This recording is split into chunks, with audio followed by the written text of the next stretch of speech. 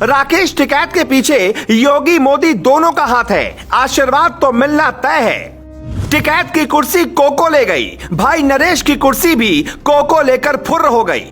जिस किसान आंदोलन में हीरो बने, उसी संगठन ने टिकैत को धक्का मार दिया। राकेश टिकैत पर बुलडोजर सीधे तो नहीं चला, लेकिन बुलडोजर के शोर के कारण टिकैत की जिंदगी में काली रातों का आना शुरू हो गया है।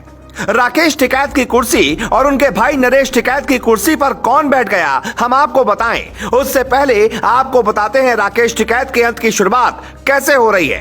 किसानों के नाम पर राजनीति चमकाने का सपना देखने वाले टिकैत का अब क्या होगा। जिस भारतीय किसान यूनियन का नेता बने देश भर में फिर रहे थे, उसी यूनियन ने दोनों भाइयों को निकाल दिया। अब टिकैत के पास अगला प्लान क्या है और दोबारा आंदोलन की सोच रही टिकैत भाइयों की जोड़ी का क्या किसी पार्टी में जाएंगे? ऐसे कई सवाल उठने लगे हैं। हम आपको एक एक सवालों के जवाब समझाएंगे, लेकिन उससे पहले समझिए कि पूरा मामला क्या है। चौधरी महेंद्र सिंह टिकैत की पुण्यतिथि पर भारतीय किसान यूनियन दो धड़ों में बंट गई। भारतीय किसान यूनियन के उपाध्यक्ष राजेश सिंह चौहान ने भारतीय किसान यूनियन अराजनैतिक बना ली और दोनों भाइयों को यह कहते हुए छोड़ दिया कि ये राजनीति करने वाले लोग हैं। किसी भी किसान संगठन को सियासत से मतलब नहीं होता, लेकिन यूपी चुनाव के दौरान नरेश टिकैत ने सपा आरएलडी गठबंधन को समर्थन देने की बात कही और यहीं से बात बिगड़ना शुरू हो गई थी।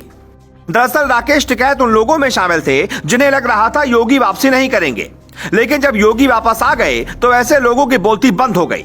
फिर टिकैत हवा फैलाने लगे कि आंदोलन होगा, लेकिन चुनाव में एक पार्टी के समर्थन की बात कहने वाले टिकैत की चाल सब समझ चुके थे। सब लोग ये जानते थे कि इनका विरोध कृषि कानूनों का नहीं बल्कि बीजेपी सरकार का है। वो मोदी योगी की जोड़ी को बर्दाश्त नहीं कर पा रहे। वो विरोध के नाम पर अपनी राजनीति चमकाने के चक्कर में हैं। चर्चा तो ये भी थी कि टिकैत किसी पार्टी में शामिल हो सकते हैं। हालांकि पार्टी छोड़िए, अब तो उनकी हालत ना घर के रहे ना घाट वाले हो गई है। अब दोनों भाई बैठकर ये सोचेंगे कि कुछ किसानों को साथ लेकर भारतीय किसान यूनियन बनाएं या फिर खेती में जुट जाएं, क्योंकि सरकार के खिलाफ आंदोलन करने लायक तो टिकैत बचे नहीं। अगर अभी वो 100 लोगों की भी सभा बुला लें तो शायद वो लोग भी ना पहुंच पाएं। किसान आंदोलन की दशा और दिशा कार्यक्रम में भाकियों को भारतीय किसान यूनियन अराजनैतिक नाम दिया गया। इस नए संगठन का राजनीति से कोई लेना देना नहीं होगा, काम किसानों को सम्मान दिलाना होगा। महेंद्र सिंह टिकैत ने किसानों के पक्ष में कई बार आंदोलन किया, लेकिन राजनीति से हमेशा दूर रहे। महेंद्र सिंह टिकैत ने कभी यूपी के सीएम को झुकाया था, लेकिन राकेश टिकैत योगी के आगे फेल हो गए। दिल्ली बोट क्लब आंदोलन से राजीव सरकार झुक गई। अब मोदी सरकार ने कानून वापस ले लिए। उसके बाद राकेश टिकैत खुद को नेता समझने लगे, लेकिन बीकेयू ने दोनों भाइयों की बक्कल तार दी। यही राकेश टिकैत घूम घूम कर कह रहे थे कि जिसने ट्रैक्टर रोका उसके बक्कल तार देंगे, जबकि उसी ट्रैक्टर रैली और किसान आंदोलन ने आम जनता को इतना परेशान किया कि यूपी या हरियाणा से दिल्ली में आना मुश्किल हो गया था। जिसे जहां देखो टिकैत की शय पर सड़क पर जाम लगाए बैठा था। सीएम योगी और पीएम मोदी को लेकर तो इतने मुखर रहे थे कि कुछ भी बोल देते थे, लेकिन टिकैत शायद ये भूल गए थे कि पीएम मोदी बेशक माफ कर दें, लेकिन योगी कभी किसी को माफ नहीं करते। एक संत का यह स्वभाव होता है, वो आम इंसानों की तरह ना तो गुस्सा करता है ना प्रभावित होता है।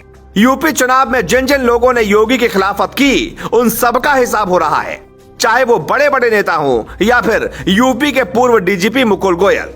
योगी ने हर किसी का हिसाब करने का मन बना लिया है। टिकैत तो खुद ही इतनी सारी गलतियां कर चुके हैं कि हो सकता है कि आने वाले दिनों में उनके खिलाफ जांच तक बैठा दी जाए, क्योंकि किसान आंदोलन के नाम पर विदेशों से मिली फंडिंग कहां गई, यह सवाल भी खूब उठ रहा है।